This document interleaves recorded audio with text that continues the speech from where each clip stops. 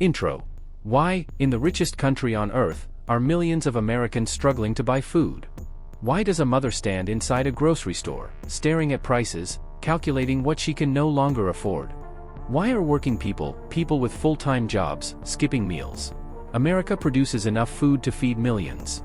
But today, millions of Americans are struggling just to buy basic groceries.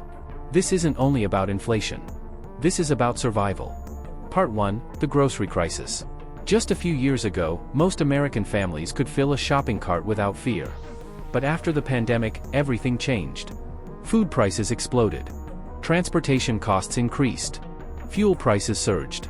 And supply chains across the world started breaking apart. Suddenly, everyday groceries became expensive. Eggs, milk, bread, meat, fresh vegetables.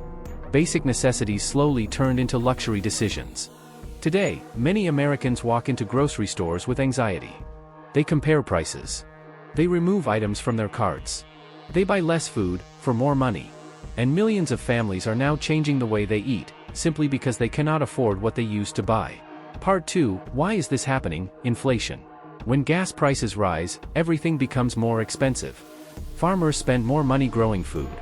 Factories spend more money packaging it. Truck drivers spend more money transporting it. And in the end, the customer pays the price. Global conflicts, economic instability, and energy crises pushed food prices even higher. And the effects are still being felt today. Wages versus reality. But there's another problem. American salaries are not increasing fast enough. People are working hard. Many are working multiple jobs. But their paychecks cannot keep up with rising prices. Rent increased. Healthcare became more expensive. Electric bills increased. And groceries became another heavy burden. Millions of Americans are now living paycheck to paycheck. One emergency, one unexpected bill, and everything falls apart. Corporate profits. Many Americans believe large corporations also played a role. During the inflation crisis, several major companies continued reporting strong profits while raising food prices. Critics call this greedflation. The belief that some corporations used inflation as an excuse to charge even more.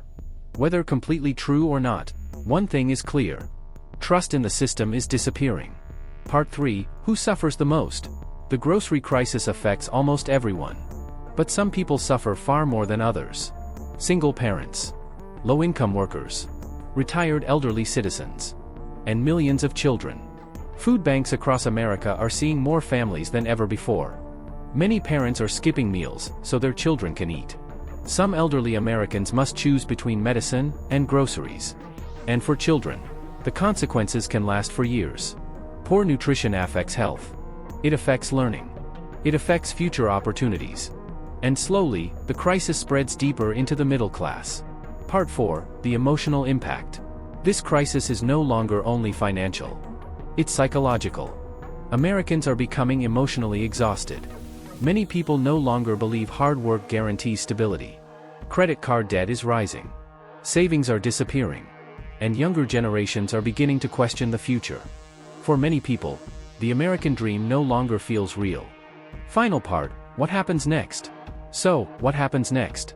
If prices continue rising faster than wages, America could face a much deeper affordability crisis. More families may fall into poverty. Food insecurity could continue spreading. And public anger may continue growing. But pressure for change is also increasing. Some leaders want stronger regulations. Others demand higher wages. And some communities are exploring cheaper, government-supported grocery programs. But the biggest question remains. Can ordinary Americans continue surviving like this? Ending. In America today, millions of people are not asking for luxury. They are not asking for wealth. They are simply asking to afford food.